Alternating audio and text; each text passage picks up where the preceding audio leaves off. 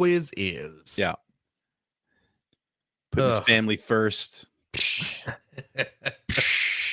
Who does that? Where's he at today? Who cares? Oh. My goodness. So rude. I noticed you're not disagreeing with me, though. I didn't say a word, man. Mm-hmm. If there's anything I know, it's never disagree with Greg. Mm-hmm. It's a nice shirt. All right. Thanks. I stole it myself. Nice. All right. Yep. Let's do this thing. Okay. Let's get this over with. Yes, sir. Me. Mo. Hello and welcome to episode 922 of the Player One podcast for Tuesday, July 30th. Oh my. 2024. I'm your host, Greg Stewart. Missing in action. I was going to say yet again, but he actually did show up last week. Oh, right. Is one Mr. Chris C.J. Johnston. Yep. Of the Illinois Johnstons. The very same. Is off doing something. Who knows what? But he doesn't care enough about us to show up. He's having his own personal Sea of Thieves convention. He's probably starting his own podcast. In his pants. Mm-hmm. Mm-hmm. That voice you hear, of course, is the host that bothers to show up. That's right. Mr. Phil Theobald. I mean, not for the next 3 weeks, but I usually do. God damn it. I'm going to be gone. I have a work thing. Happened to us. The closer we get to 1,000, the less everyone seems to care about showing up. And we didn't care much to begin with. Right? We didn't care much back in episode like 10. Mm-hmm. So it's funny. You go back and listen to those early episodes, and we were really putting our all. Oh yeah, no, we were excited. We were really trying. It was an exciting new world of audio communication. And now what do we got? We got this. We got this. Oh, you know what we do have though, Greg? What?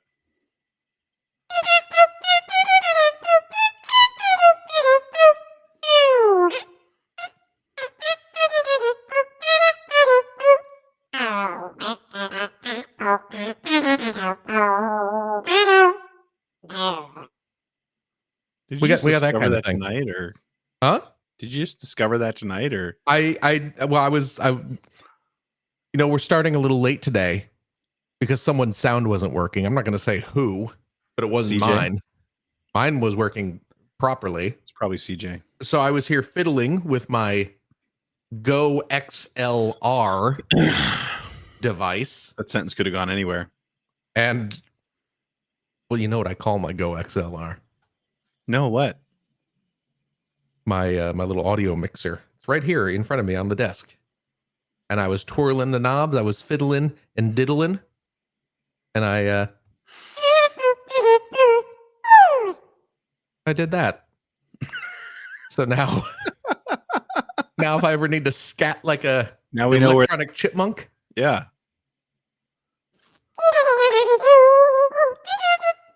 Now we know what that is. And now that everyone's left, now we have probably worse than the Yakuza talk. Hey. Just saying. I mean, for listener retention. I'll retain your listeners. Mm-hmm. Mm-hmm. What'd you do this week, Phil? What did I do? Yeah, what did you do? I care about you. What did you do? Well, golly, let's see. What was going through Phil's life this week?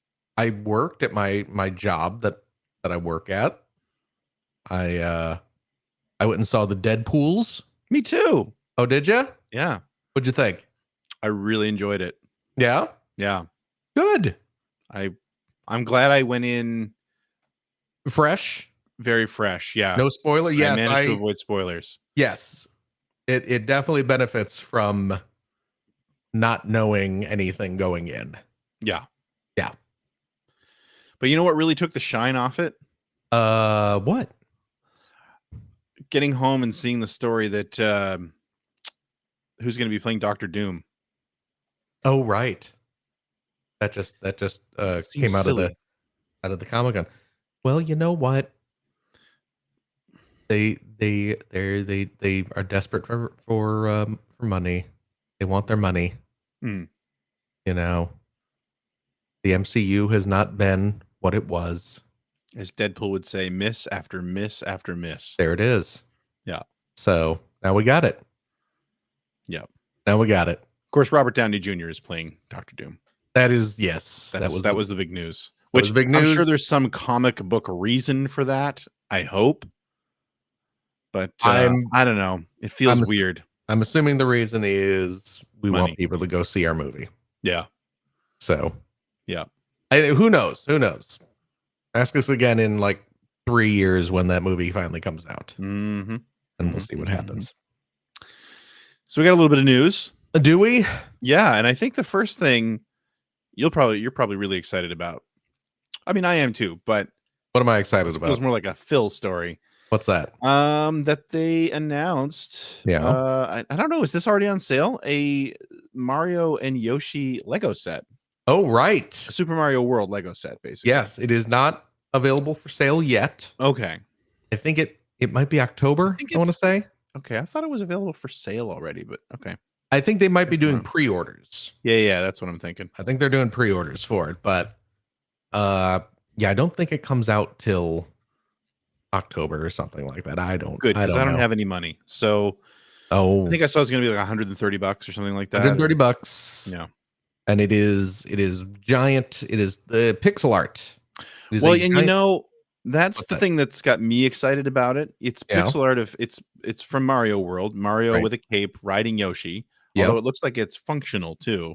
Like there's a little knob on the side, and if you spin it, if you rotate the it's got a little play date crank on it, and if you crank it, Yoshi's legs I think move, and maybe his arm moves, and his mouth opens. And his mouth opens in this picture, and a little tongue comes out for whatever use you have for that.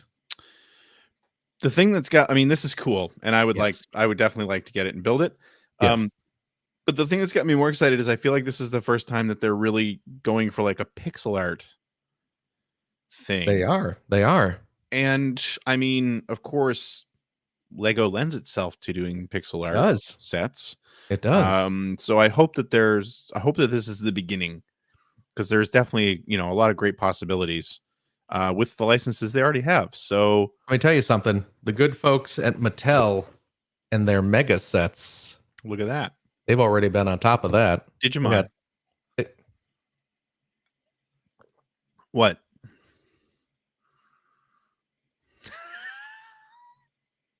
For those folks listening at home, I'm giving it Greg here the side eye. A little bit of stink eye here. Look at that though. Look at this. Look at this. I got one right here. This is of course Bulbasaur. Look at that. Look how cute that is. Yeah, that's great. I'm gonna hang that up. That's gonna get hung up here in my new office. I got a whole line of these. So yeah, I mean, I'm hoping that we'll see some more of this. I mean, it would be great. Yeah, really would. I'm actually hoping we don't see any more of those. Really? Because I will buy them all. Well, that's fair. And it is cheaper for me not to. If they do not. We need a Sonic. Come on. Especially if you're going to have motion with the crank, like you just make the spinny legs underneath. Oh, yeah. Get the legs. You got to have a Sonic. Spinning? No, that makes sense. Okay. And after that, they can stop. I don't care. Okay. But I you know what? I'm back on board now. Yeah. So I knew if we're going to get spinny legs Sonic. Mm-hmm. Okay. But yes, I am excited about that. Yeah. What's that? Old crazy legs Sonic. Old crazy legs. Continuing on at the risk of limber legs went walking on down to Miller's Creek. Old limber legs. No, I don't. The puppet. I don't. It's an old Mr. Show sketch. I don't remember old limber legs. No. All right, you got to go back and watch some of the Mr. Shows. I should. You should absolutely should. But I probably won't. Moving on to I don't know. We'll probably be talking a lot about Yakuza this week. But a little bit. I'm gonna spare you. It's on your. I mean, I can't even talk playing list. I can't even talk about it with CJ anymore. I know because he's a quitter. Well, we've known that about CJ for a long time. That's true. Yeah.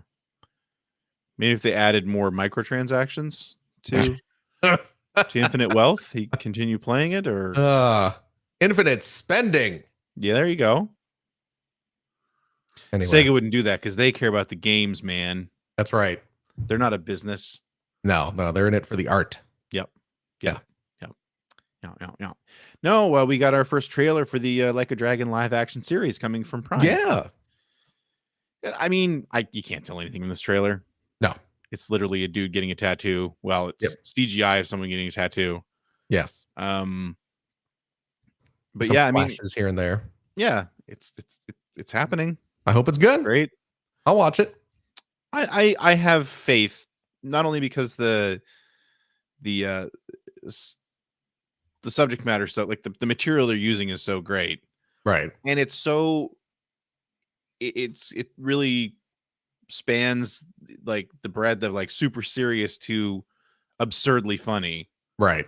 And it's done that so perfectly, so successfully in the games that I feel like they kind of have a lot of they have a lot of road to they have a lot to work with here, and like I think no matter what they do, they can still be faithful to the source material because of it.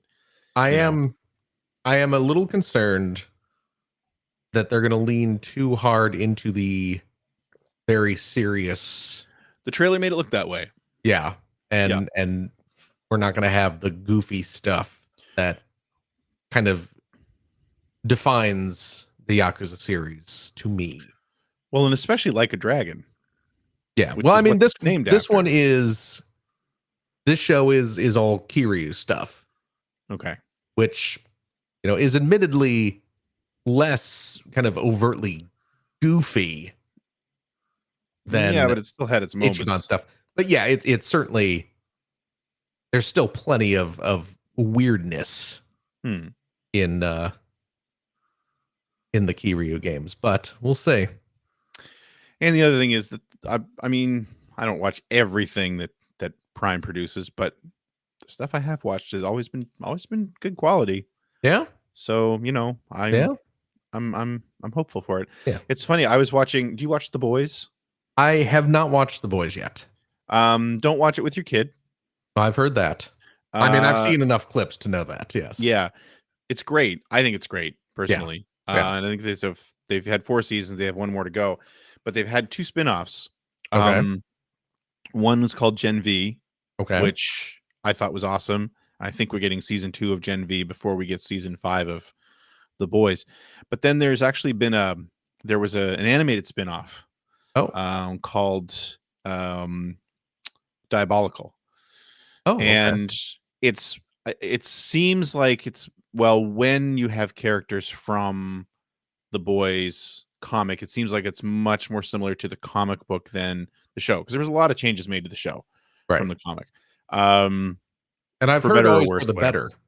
I think for the better, but see, I never really read the comic, so I don't know. But anyway, but it's really what it is. It reminds me of, like, you remember Animatrix? I do. So you know how that was just like a series of animated shorts that were sort of in universe. Yes. And they had usually different directors, usually different styles. That's what Diabolical is. Oh, okay. For The Boys. And the whole reason I'm bringing this up, because The Boys is absurd as well as amazingly violent and gory and serious in moments, but also absurd in a lot of ways. Yeah. And so this Diabolical series is similar, but there was one I just watched last night where it was like an elderly couple who the wife was dying of cancer. Okay. And so there's this thing in the show called Temp V, which you can shoot people up with this. It's a drug. Okay. And it gives them superpowers, but you never know how it's going to manifest itself. Right. So in this story, basically, he tries to do this to save his wife's life. Of course, it goes wrong. Right. It's kind of a crazy story, but it's got a very, very touching ending that I'm not going to spoil. But the thing that sort of hit me about it is when the credits rolled, it said written by Andy Samberg. Really? Which I'm just like, what? Like previously, there was an episode that was written by Aquafina. Okay. But you could tell just by watching it that like, yeah, okay, this is Right. her style of comedy. But yeah, this was like Andy Samberg. Wow. Like, but it was so serious and I said I thought very touching at the end, Oh, well, and there it you just go. I don't know, it was weird. There I you don't know go. why this Like a Dragon talk made me think of that, but I just often to say shed that a you never tear know where that's coming at from. the So end of a Brooklyn Nine-Nine episodes. right.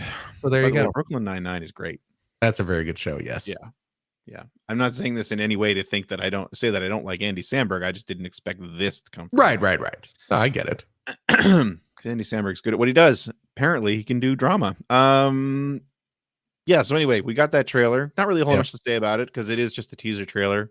Mm-hmm. But the first 3 episodes, I think, are coming out October 25th. I think it's 3. I think it's a 6-episode series. Okay. And then the last 3 are coming November sometime, I think. Okay. Moving on, we're just going down the list of what CJ gave me here for the news. Oh, okay. Are you a Legacy of Kain fan, Phil? I've never really played them. I have no Really? No, I have no opinion on Legacy of Kain. I've obviously heard it's a very good series. People love it, but it's one of those series that is just kind of an unknown to me because I just never got around to playing them. So is it easier if I just say yes? No, it's fine. No, I love them. I think that's such an interesting series because Legacy of Kain was, of course, like an overhead sort of, I would almost say a Zelda-like. It was an overhead adventure game, right? That was done by what the heck was the name of the company? Dennis Diak's company. I had it here in front of me, and I've lost it completely. Silicon Knights. Oh, right. First game was done by Silicon Knights. Yes. And it was one of those games that was an early PlayStation game. And it was just one of those situations where, like, if you went back and played it now, yeah, it's very clunky. It doesn't look amazing. It's a good story, but it's hard to play, and I found it hard to play back when it was new.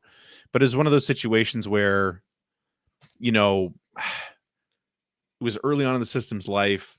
Everybody was kind of trying to play everything, and there was something about this game that resonated. And it's just a game about a knight that becomes a vampire, basically. Okay. But then after that, of course, there was a spin-off, which was the Soul Reaver series. Yes. I think there were 2 Soul Reaver games. Maybe there were 3. There were 2 at least. And those were really popular. And those were just 3D action games in like the back when everything was trying to be Tomb Raider, basically. Right. And you're getting a lot of texts I'm hearing. Yeah, I know. It's my daughter. Amy Hennig was the writer. I believe it's Hennig, but go ahead. Okay, Hennig. Sorry. Yeah. No, it's Hennig. I thought I had it wrong because of you. Anyway. No. And they were super popular. Right. Anyway, all this is to say that at San Diego Comic-Con, there was a statue spotted that had a sign next to it that it said it was from the Soul Reaver 1 and 2 remaster set. Oh, okay. So the sign was removed. Oh, interesting. Quickly. Something got revealed a little early? I guess, yeah. But, I mean, it sounds like that's a thing that's happening. Okay, well, good.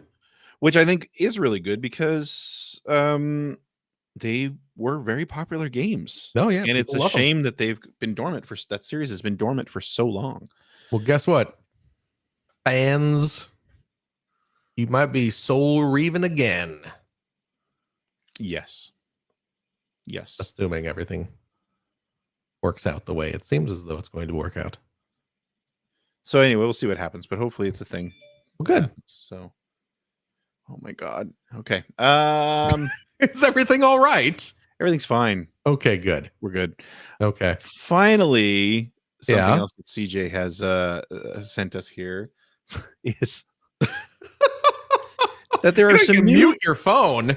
There's some new Nintendo Gashapon. Gashapon? I thought it was Gachapon. Anyway. Yeah. Toys available in Japan that are controller parts. I saw these. They're just meant to be like, little sort of iconic bits of controller, like GameCube and N64 and like an N64 analog stick. Hey, real quick. Yes. Real quick before we get into this. Going back to your Soul Reaver talk. I just saw in the chat, Dustin McKenzie in the chat mentions that there is a Legacy of Kain comic Soul Reaver comic book Kickstarter that is going to be starting up sometime soon. I just looked it up. There is a page for it, and it says "Notify me on launch." It's the Legacy of Kain Soul Reaver prequel graphic novel called "The Dead Shall." Oh, hold on a second. The dead shall rise. So perhaps this theoretical re-release of the games will be tying into this the comic, and they're going to do like a whole big multimedia brouhaha. So get over to Kickstarter if you like the Soul Reaver. Get ready to get a comic book. So there we go. So anyway, you're talking about these creepy awesome. Keychains. Yeah, so little keychains, but they're just like, and they have buttons on them, and they're meant to represent different controllers. Like I can see, I'm just looking at the picture here, like the B and A and directional buttons from an N64 controller, or like the C stick from a GameCube controller, and that sort of thing, or buttons from the Super Famicom controller. But the thing that people have discovered, is that a lot of these are actually legitimate parts for these controllers. They're 1-1 scale.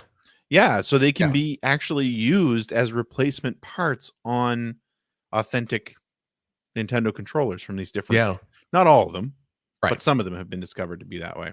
Which is wild. It's crazy. Yeah. So of course they're in very high demand. They're being sold at Nintendo stores there. This story that CJ linked says that the Tokyo store saw queues out the door on Tuesday for this stuff. That is crazy, but that is. I mean, I think they're pretty cute little keychains on their own. I saw people talking about them, and because like the Super Famicom one, let's just say that for example, it's just basically it's just like the right side of a Super Famicom controller. You have the circle, the gray circle, the gray circle with the 4 buttons, and it feels weird seeing just like that portion of the controller without the rest of the controller. It just like it has the vibe of just seeing like an ear or a finger on a keychain. What I think is interesting, even looking at these, is because on the Super Famicom or Super Nintendo controller, where they had those buttons on a little gray circle of plastic, there was a little notch in the bottom right of that circle of plastic, and these keychains have that too. Like they do look authentic. But it's not just it's Super Nintendo, N64, GameCube, but also they have some Famicom and NES stuff here too. I don't know that any of that is 1-to-1. It's not what we're talking about here, but it's pretty rad though. Yeah, I love the colors of the old Famicom controllers. You know what? Like deep crimson and gold. Funny you mentioned that, because this past week, we got the Nintendo World Championship NES Edition game came out recently.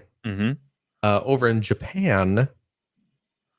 It was released over there as well, but they had you could purchase to go with that, and I imported these from Amazon Japan. Look at that. These wow, they're just the controllers. They are they're Switch controllers. They're Switch controllers. They are. Those are pretty. Because we got over here, we got like the NES controllers that are made for the Nintendo Online and the Super Nintendo and Genesis and N64. And over in Japan, they do have, this comes with the 2 Famicom player 1 and 2 controllers. With select and start only on one of them? Yep.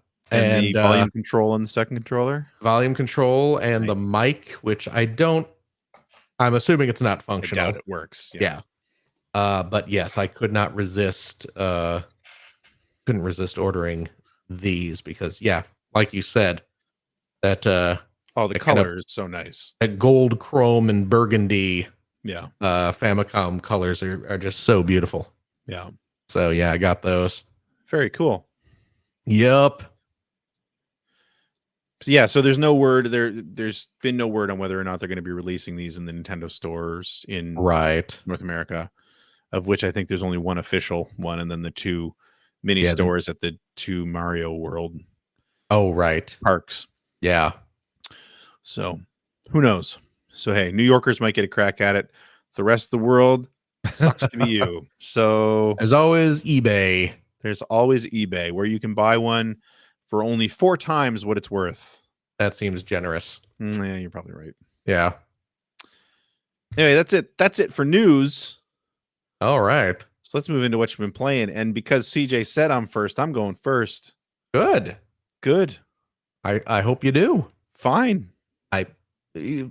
Go for it. Okay. I'm not stopping you. I mean, if you want to go, do it. One of the things I didn't put on this... The world is your oyster. Take advantage of it. Grip that opportunity. Grab life by the shaft. By the bullocks. And just dive on in. Oh my God. I'll get it. Hey, Phil, you go first. Oh boy. Right back. Okay. Well, I guess I'm now going to go first, and nobody's listening to me actually talk about this, which I guess is pretty par for the course on this show, because I know Greg always tunes out whenever I'm talking about what I've been playing. So I guess I'll just tell the yawning void what I've been playing. I've been playing more Yakuza. Well, that's not true. I've been playing more Like a Dragon, Infinite Wealth, which I know Greg doesn't care about, and CJ only kind of cares at this point. But I will say this, I'm probably like 115 hours into it, and I have made it to the penultimate chapter in the game, I believe. I think there are only 14 chapters. I have just arrived at chapter 13, so I'm feeling very good about myself. I'm very excited. The game continues to be wonderful. The story continues to be great. I'm not sure where it's going. I'm looking forward to getting there. I did just fight a couple of excavators, because that's how Ichiban's life goes. And I'm very excited to finish up this game so I can say, oh, look, Greg's back. That's pretty good. You didn't stop talking the entire time I was going. Why would I stop talking? That's pretty good. I was just Was doing it interesting? But it depends on who you are. If you're you, no. Because I'm talking about Ichiban. Our viewer numbers went up while you were talking. Well, so get back on the phone. One. Yeah. Get back on the phone then. We don't need you here. Oh, I think it's a safe assumption that I'll probably be on the phone again at some point. Oh, dear. I just asked everyone not to call me, so I'm sure there'll be a phone call in a few minutes. Well, I hope everything's going well. Oh, everything's fine. Okay. I was just telling the good folks at home that I'm on the penultimate chapter of Ichiban's adventure. So the best chapter? Yeah, absolutely. Yeah. It's like, it's not just the ultimate chapter. Right. It's the penultimate chapter. Right. Yeah. It's not just famous. It's infamous. It's like more famous than famous. And don't get me started on this. So then I'm going to start talking about podiums and lecterns, and you're never going to shut me up. That's pretty nerdy. Oh, it is. You know what, though? I feel so bad. I've trained my poor kid. Whenever he's talking about be a little dick anytime someone says something wrong. Actually, yes, it turns out. We were driving home the other day, and I forget what it was he was talking about. He was talking about something like that one of his friends has or did or something, and he said, "Oh yeah, I'm really jealous about it." And I said, "You're what?" And he kind of gives me that heavy sigh, and he's like, "Ugh, I'm envious about it." And I was like, "There you go." And then he chastises me. He's like, you do that crap to me so much that I catch myself doing it to my friends when I correct them on the proper usage. It's a good way to stay popular. Of jealous and envious. And I said, I was like, you you don't actually do that, do you? Because your friends are going to hate you. And he's like, well, that's Dad speaking from experience. I do. I do it. He's like, I do it sometimes, but they know I'm joking around. So I was like, okay. As long as you're just saying that crap to your friends who know you're just like, being an ass on purpose, then that's fine. But anyway, I'm getting close to being finished with Like a Dragon. So then you won't have to hear that until the next Like a Dragon game comes out. Lucky for you. When's that? I don't know. Well, they announced that they're announcing. Oh, it's at TGS. I think they're announcing the next one. Oh, right. I think we talked about that a couple weeks ago. Yes. Yeah. So look forward to that at some point. I don't know when. They crank out those Like a Dragon games, though. Given the size of those games, it really surprises me how fast they come out. Right? Yeah. I mean, these games are not insignificant under goings, right. Undertakings. Right. Yeah. So I don't know. So yeah, I've been playing that.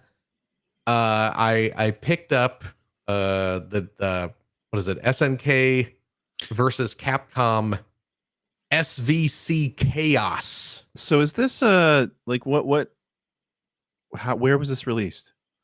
This was released on I think all systems. Is it this is an old fighting arcade game archives thing, or it is not. This was released I think by SNK, because you may recall back in the day when there was the big.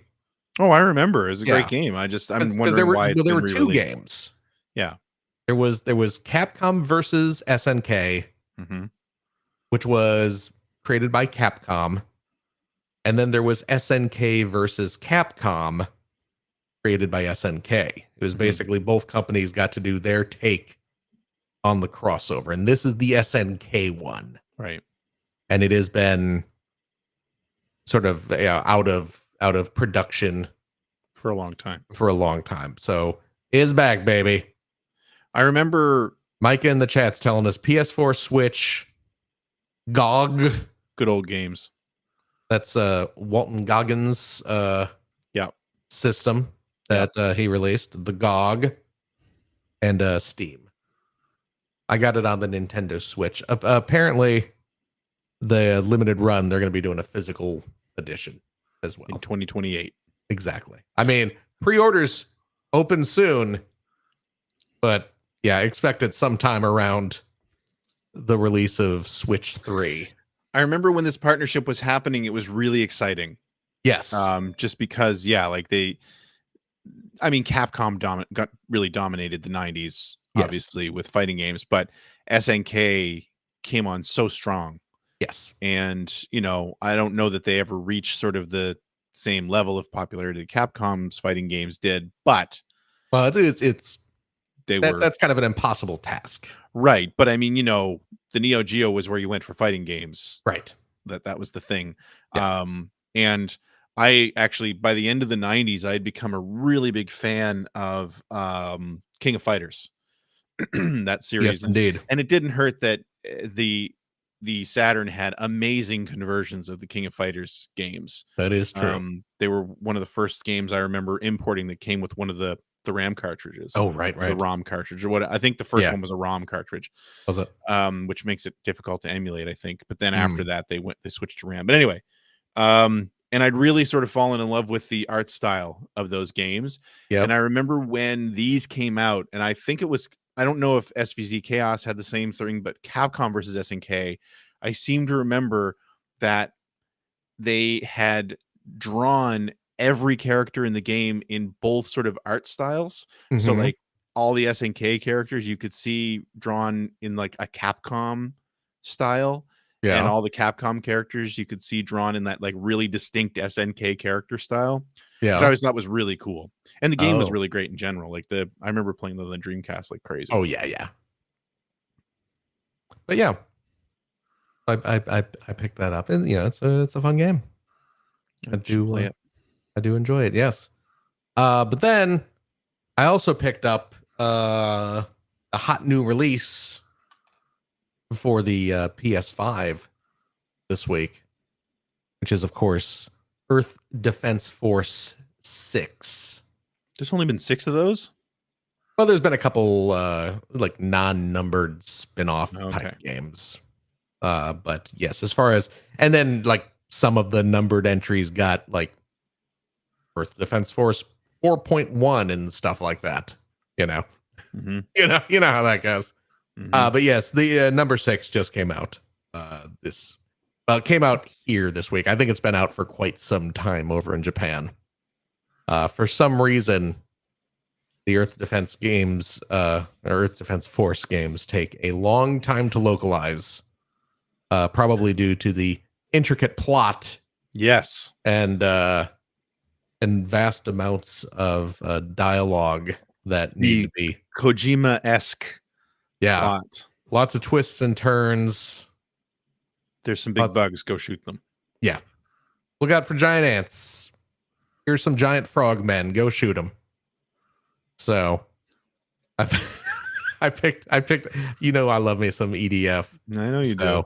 I picked up EDF 6. I only played, admittedly, the first couple of missions because I don't want to distract myself. I got to stay laser focused on the Ichiban. I don't want to fall off that, and getting around to shooting a bunch of ants is going to do that. So I just dipped a toe. I did a little dabble. But, little dilly dabbling. Oh boy, let me tell you about the dilly dabbler. Let me tell you about SpongeBob SquarePants Dilly Dabbler, the hottest retro Jack's Pacific plug and play TV game. Over 5 million views on YouTube.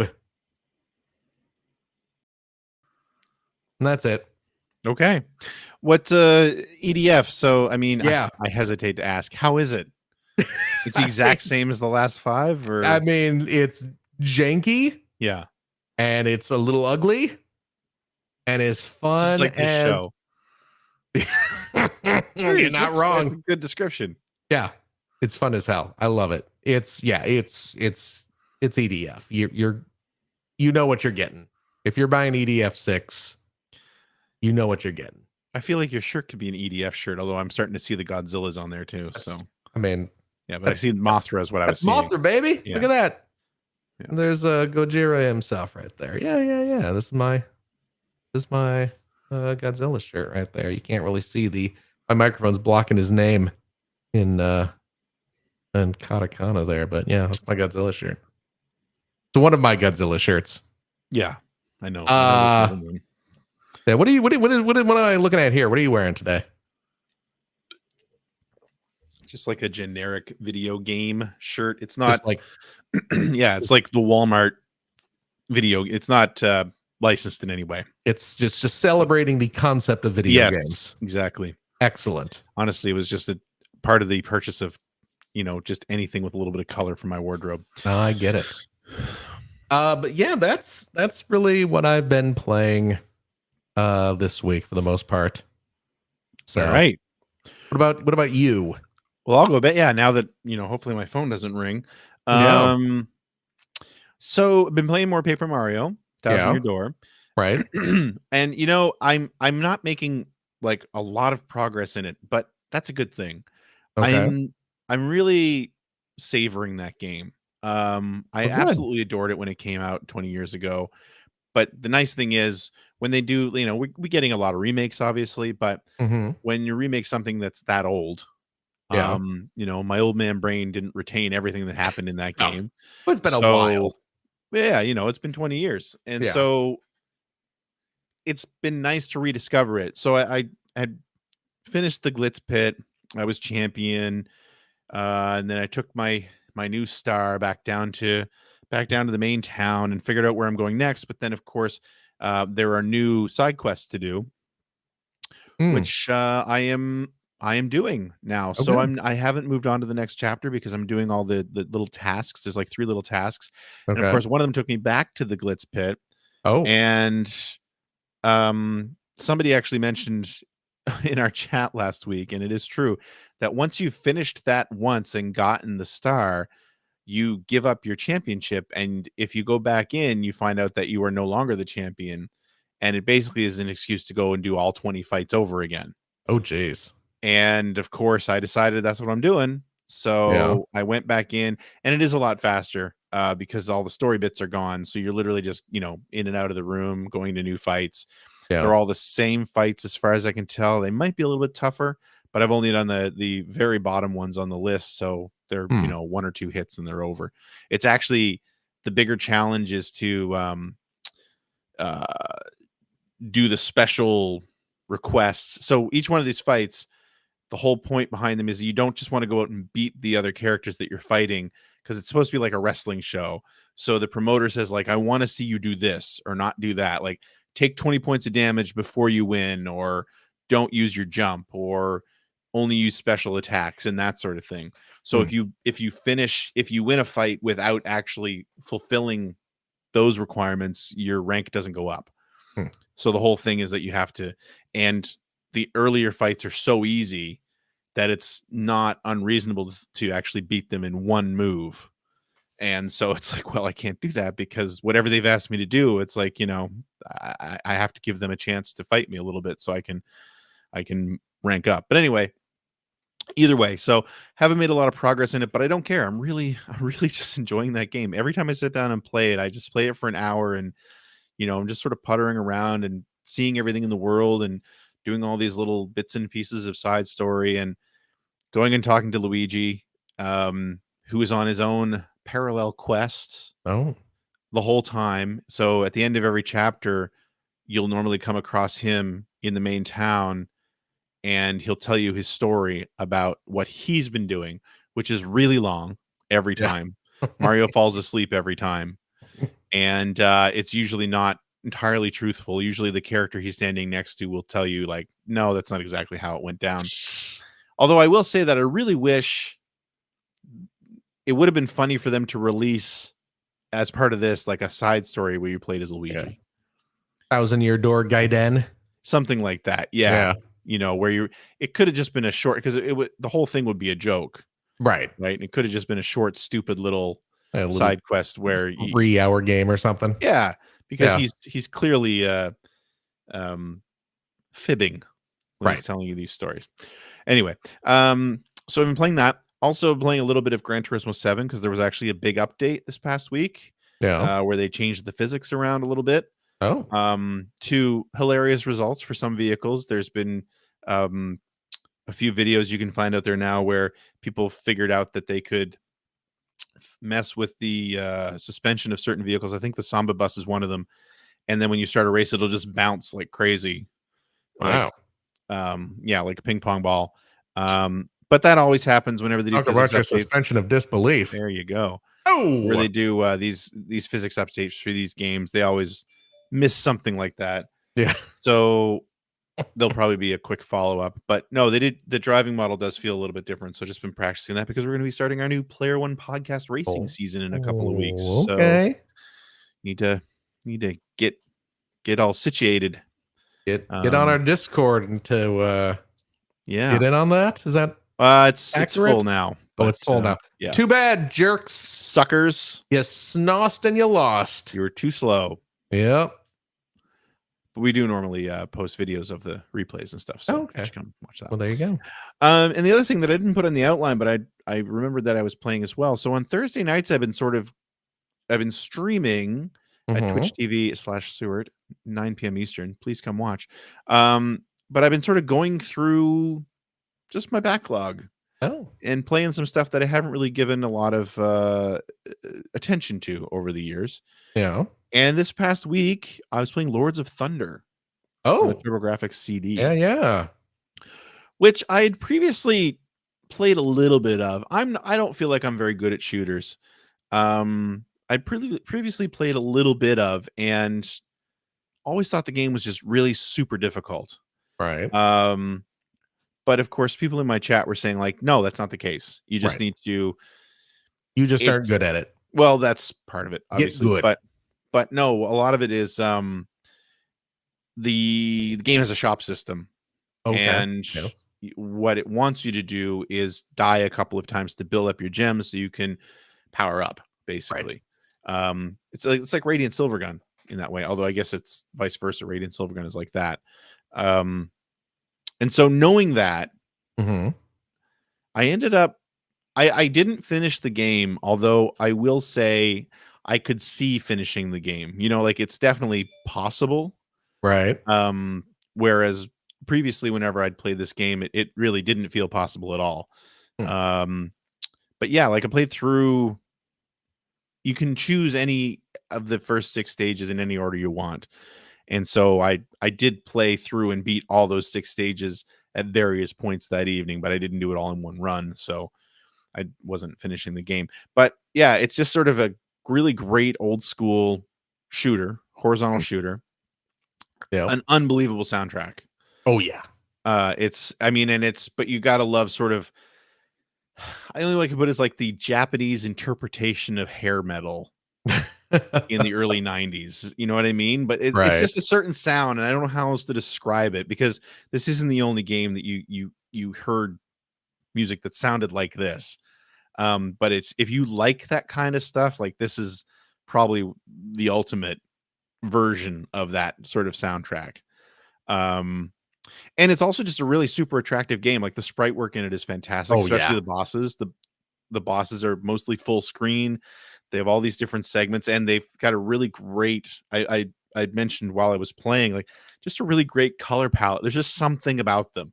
It reminds me a lot of what you would see like Telenet doing with like the Valis games and stuff like that too. Like there's just something about the colors and the style that just really resonated with me. But I think I'm gonna try to go back and finish this, because I feel like I can. Yeah. I don't know that I'm gonna do that on stream, because I don't know that people want to watch me play that over and over again until I can, but it felt close. So yeah, that's something else that I had sort of played, not for the first time this week, but the first time I seriously sat down and played it for like a little over an hour and a half. And really, really enjoyed it. So, and speaking of that, this coming Thursday, if you do want to come on and watch, another game that I've had forever and haven't really given time to is Macross Scrambled Valkyrie on the Super Famicom. I'm a bit of a Macross fan myself. And I'm going to be playing that this Thursday night too, if you feel like coming out and watching that. And with that is it for what you've been playing, which means I think it's time we move on to whatever we're calling tweets now. Tweedly-diddly-dee. A tweedly-diddly-dee. Tweet, tweet, a tweet, tweet.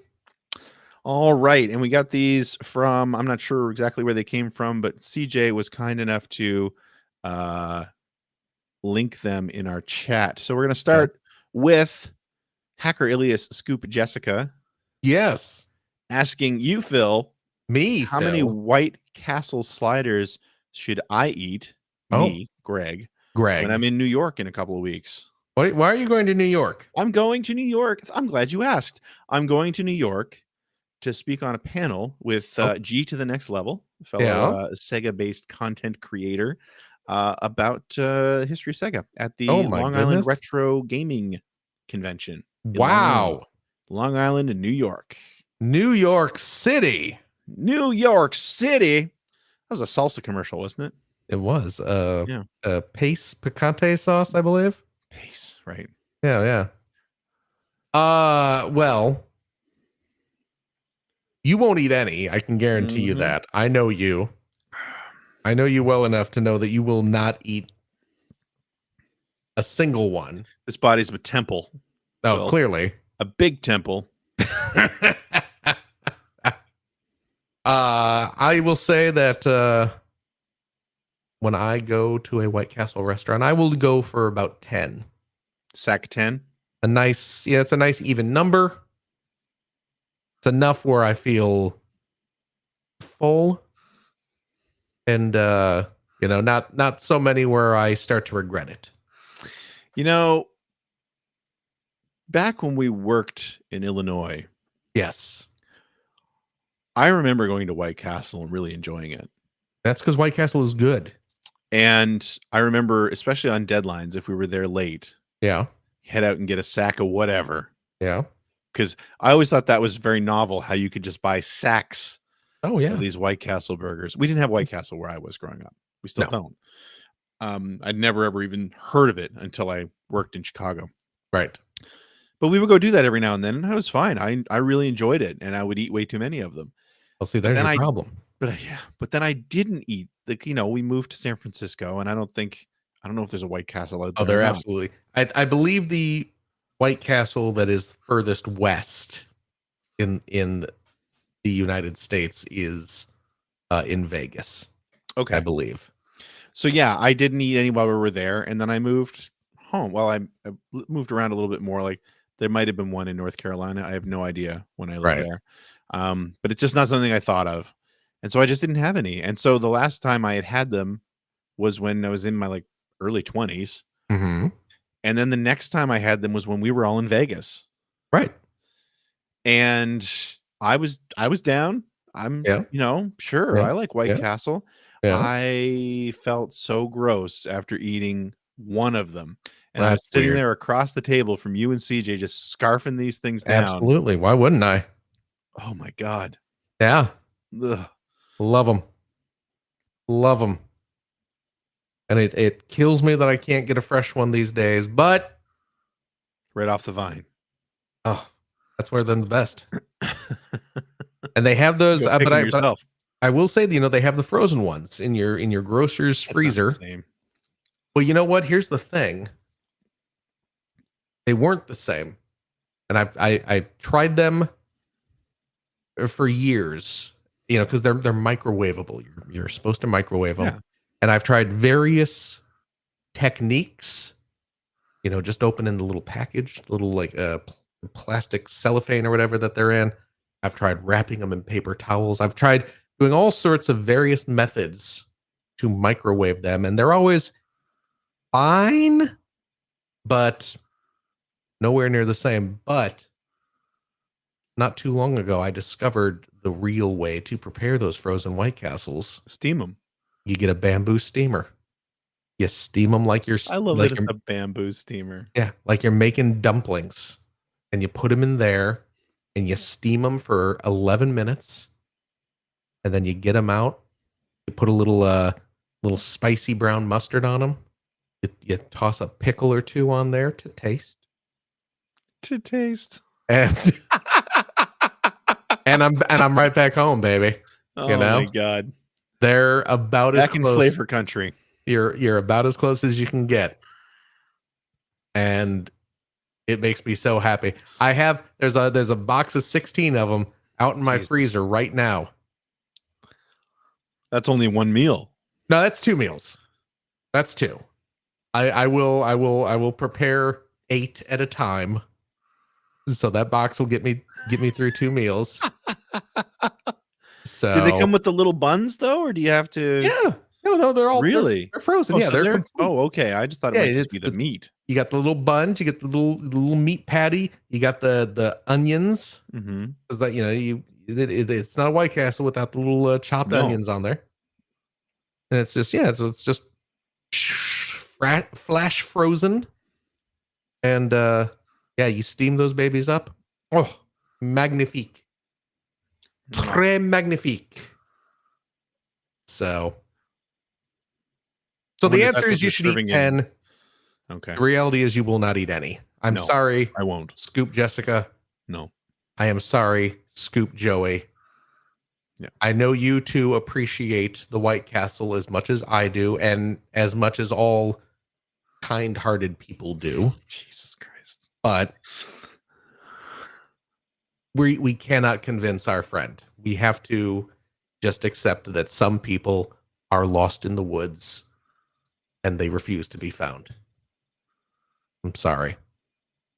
Greg, I wish you well on all your future endeavors. Yeah. I hope that one day you find salvation, but I cannot and I will not spend my life trying to convince you to take care of yourself and your soul. Yeah. Okay. Next question, please. Sorry, I'm still recovering from the last one. No, I understand. No, they stick around. Actually, they don't stick around. That's the whole joke, right? Yeah. Yeah. Yeah. Hacker alias Yes. Namava Right. actually had an answer to this question Okay. where he said, and why is the correct number less than the number of bathroom emergencies White Castle creates? Oh, I see. Yeah, because it's. Yeah, because they don't stick around. Here's the thing. I'm just buying myself There's time. you get a lot of poop jokes about the White Castle. You get a lot of poop jokes about the Taco Bell. Run if for the bathroom.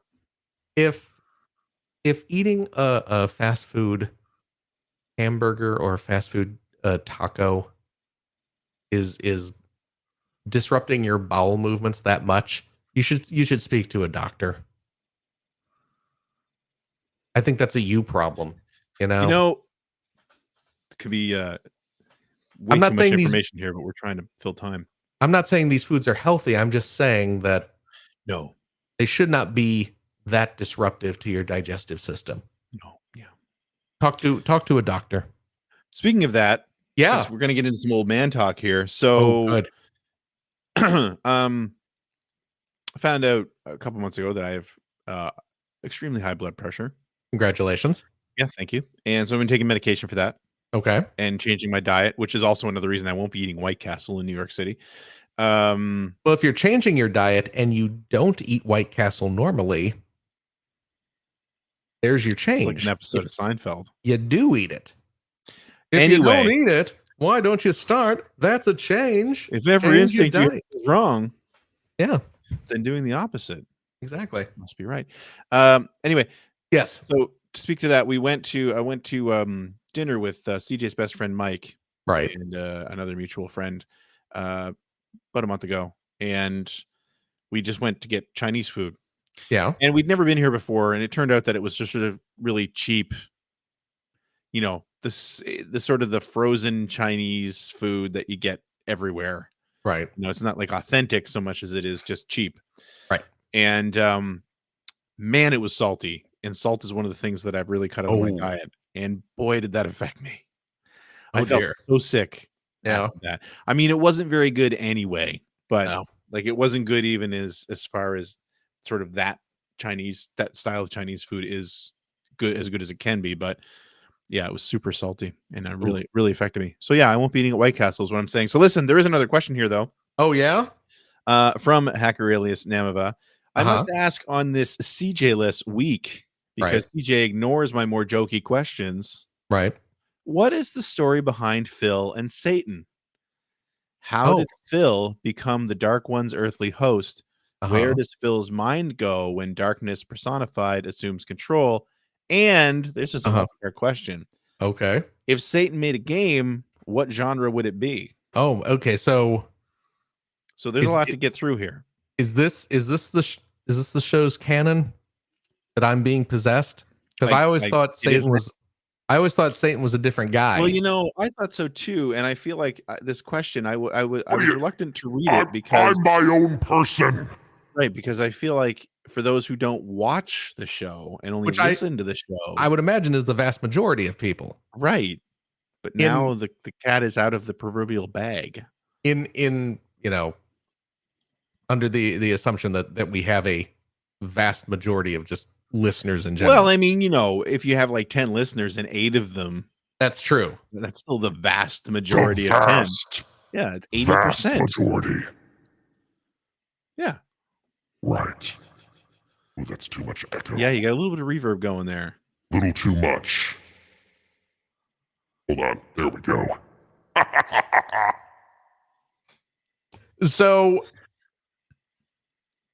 yeah, I was always under the belief that Satan was a different character, and that I just don't talk while Satan's talking because your place. Because I'm respectful. Right. Right. Unlike the rest of us.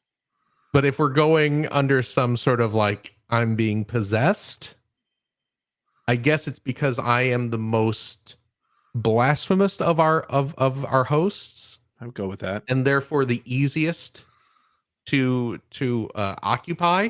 Yeah. Yeah. I'm also the most willing because it's fun. It's probably all the White Castle. I mean, there's always a party going on inside me, let me tell you. So let's say, what is it? What is the story behind Phil and Satan? Oh, good. I'm being yelled at here through welcome to the club. I have one of those echoes. Oh, good. Now we're gonna hear what Finn wants for dinner. Hold on a second. All right. Well, Alexa, broadcast. He's not muted. You know, I hear all that in here. He's peeking through the door. We're not professional here. No. Oh boy. Okay. Anyway, so the story behind it. Satan speaks through me. Let's say that. How about that? How did Phil become the Dark One's earthly host? CJ used Patreon funds to buy me a Go XLR. And that is Phil's still discovering new uses for it. That is the unholy talisman through which Satan's power manifests itself and then channels into my body. Also, scat and chipmunks.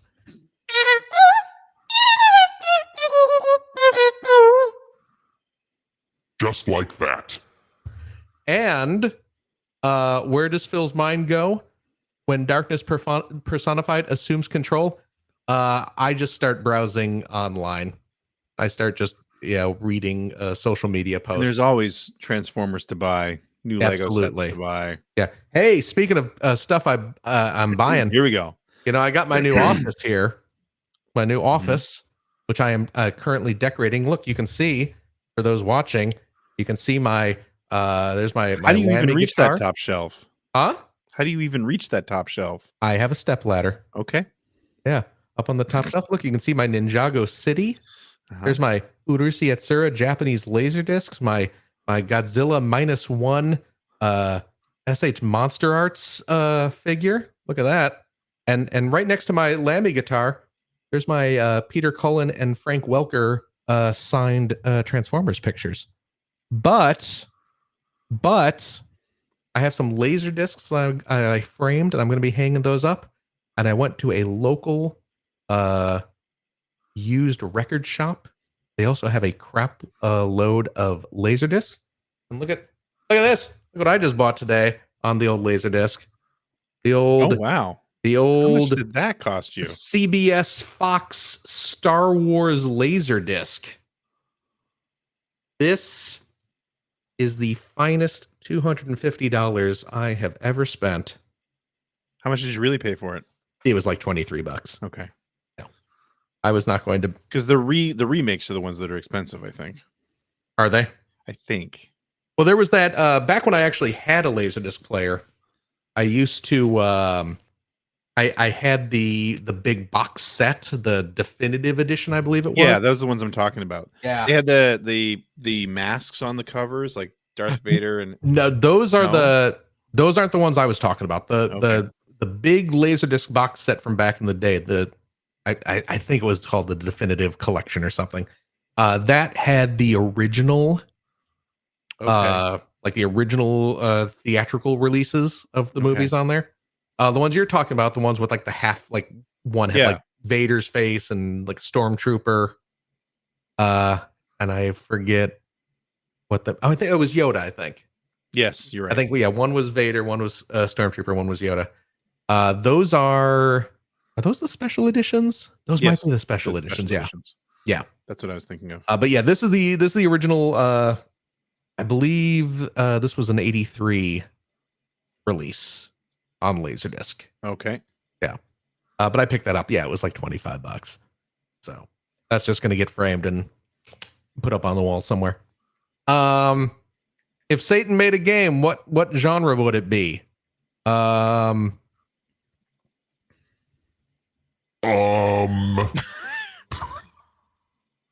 It would be a Japanese RPG. Like a really? Dragon Quest. Yeah. Why? Explain that. Because Dragon Quest was very popular. So I would make it like that because it's popular. And you want to make a lot of money. Yeah. Oh, You don't care about the art. No, it would be Hades. It would be like Hades. Oh, there you go. Because that's like the devil. Yes. What do you think of that? I think that's a better answer. Is that good? Yeah. Okay. Yeah. I think we're good. I'm glad we got one of these jokey questions. One? There was like 7 of them. Oh, I'm all out of. now Greg's blurry. Yeah. Anyway. Do you think CJ's listening right now? Do you think CJ's I hope so. I hope he's listening and he's thinking really I should upset. never ever leave them alone again. Yeah. Yeah. This is what you get, CJ. Yep. I hope your little Sea of Thieves is worth it. Prioritizing your family over us. That's right. That's crazy. what you get. Listen, one more question. Okay, go ahead. Chris Hackerelius, it's not a Hackerelius, is his name, I think, but I don't know how to say it. You know what? Hackerelius, that one weirdo guy. Let's go with that. Okay. Says we should be getting a new Astrobot character to rescue in the first week of August. Have you guys been keeping up with getting them so far? No. I haven't. You haven't. What about Phil? I haven't. Because I'm too busy harvesting the souls of the damned. I have, though. Yeah? Yeah. Do you see how I just sat back and let him talk? I know. Respectful. Yes. Yeah. I did, yes. You did not, Greg. No, I gave up after the first one. Yes, because you I don't care. are not clever enough to figure out the methods to get them. I mean, I'm as clever as anyone. I can use the internet. I am clever enough to search how to find Astrobot characters and then do that. Because they are very obtuse, the methods to get these new characters. They really make you work for it. Yeah. And I love more Astrobot. than I'm willing to do. I love Astrobot, but geez, come on. I got other stuff to do too. It's just they're just ads for the new game. Right. Why are you making me work for them? Yeah. It's like when I'm trying to watch a movie trailer on YouTube and they make me sit through an ad beforehand. And it's like, why are you making me watch an ad? I'm already literally here to watch an ad. I'm trying to watch an ad. Yeah. Don't make me watch a different ad. It's brutal. Yeah.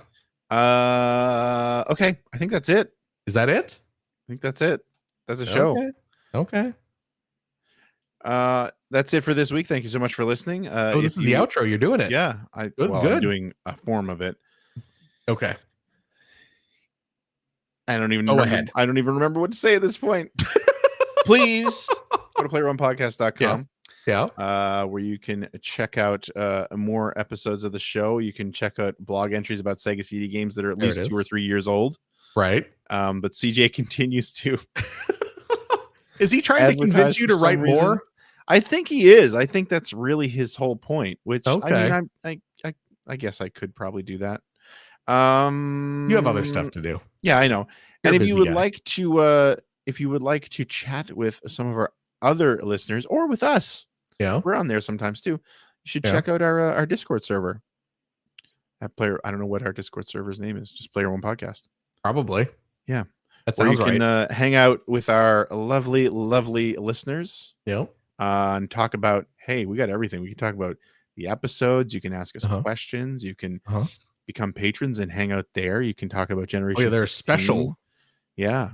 You can talk about racing games, retro games, VR games, multiplayer games. Oh, my goodness. General. EGM2. General is my favorite. Streams and clips. Yeah.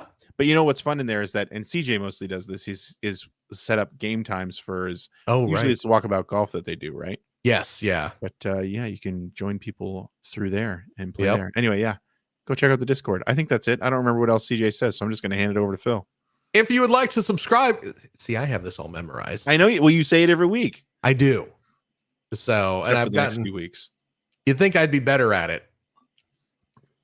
We've all accepted it, but let's see what happens. If you would like to subscribe to the Player One Podcast, you can do so by visiting playeronepodcast.com or by loading up your favorite podcast listening app. We're also on Spotify. You can like us on Facebook.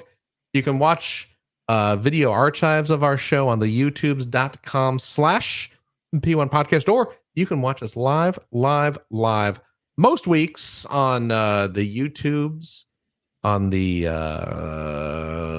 Facebooks, maybe on the Twitch.televisions. I know that for sure. Typically, we do our shows every week, every Sunday at 5:30 in the evening specific time. So join us, won't you?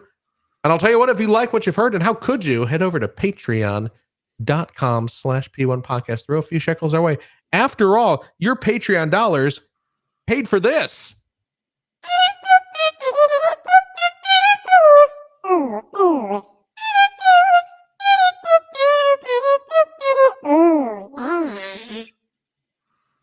Wasn't that worth it? Sure. I'm giving them time to answer because I'm sure they are expounding upon how worth it that was. Mm-hmm. Yeah. I mean, that's what I usually joke about. No, we don't actually use your Patreon funds for that, but we actually did. We did buy this Go XLR with Patreon funds, and you know what? It also helps keep us streaming, and it keeps us whatever hosting costs and crap like that. I don't know. CJ handles all that nonsense. Yep. But I'll say this, friendos, if you are a Patreon supporter of the $5 tier, cheap, you gain special access to a weekly bonus episode. We record it right after this, where we play games, crack wise, having fun, doing all that stuff we can't do on the regular shows. CJ! He's not here. This is the problem when I memorize it. I know. I can't. That's what I'm saying. I can't deviate from the script in my stupid thick skull. It really sounds thick. You can really hear that. Oh, yeah. Jesus. It's a bit of an echo, too. Yeah, I shouldn't do that. Oh. Now that Phil's got a skull fracture. I lost my place. If you'd like to subscribe to the Player One podcast, you can do so. Don't start over. Yes, we do have a game this week. We do have a game this week. Greg and I are doing a game. Do we know what the game is, Greg? It's a Jeopardy quiz by a listener. I'm just going to say Rob. Okay. I don't know if he wants us to use his last name. Yes. That is our robotic operating buddy. Yes. So join us for that, won't you? We'll see if also Greg and I. We spent patron funds on. What's that? A robotic operating buddy. Did we really? I wish. Oh. I always wanted one of those when I was a kid. I have one that I got secondhand. Yeah. Not back when I was a kid, but in that weird little kind of buffer zone before everything got NES. expensive. Yeah. I think I got it at Funko for like $15 or something like that. I always wanted to have one. Yeah, I mean they're not good, but they look neat. Exactly. I mean, I would yeah. never ever try to use the thing. They're a fantastic shelf decoration. Yes. Yeah. So join us for that, and I'll tell you what, if you have a couple bucks left over, why don't you go to patreon.com/Greg Seward and help support Greg's outstanding, and it is outstanding, web series about North America's favorite runner-up, the Sega Genesis. Thank you, Phil. And if you are a supporter of the $5 variety, that is also cheap. It is also cheap, Satan. You better. You get access to the Weekly Commute, which is a vlog series that I do where I talk about everything I'm working on, anything I'm thinking about otherwise, politics, the woke mob, and what I really feel about CJ and Phil. So please support the show. There you go. And go watch the Ridge Racer video. It's still doing really well. Is it? What's it up to now? A little over 17,000 views. Wow. Yeah. That's great. I will never ever achieve this again, so I'm reveling in it. It's a very good video. Thank you. If you have not watched Greg's Ridge Racer video, absolutely you should go watch it. I agree. Well, of course you agree. It's your video. But I'm an outsider. I'm a disinterested third party. And boy, am I disinterested. Yep. And I'm saying it's good. So there you go. There you go. That's it. That's it. Okay. Again, I gotta wind up to that Gregory here. Let me Gregory. Yo. Thank you. Thank you, Philip.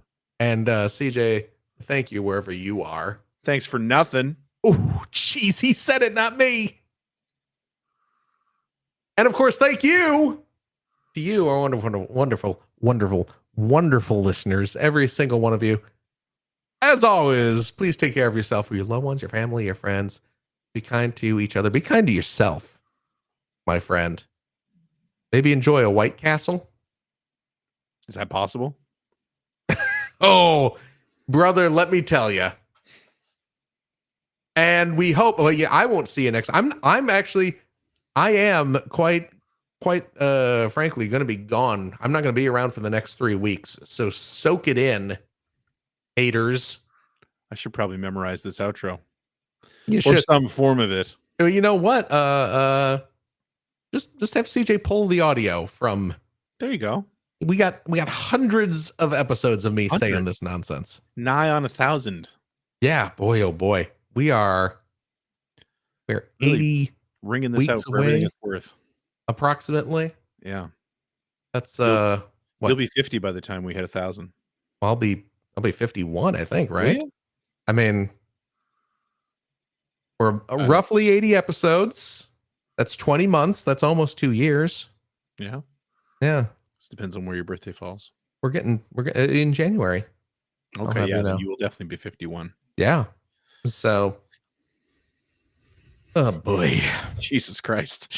All right, that was a depressing way to end the show. Yeah. Thank you, Good night, everybody. everyone. Goodbye. Oh boy.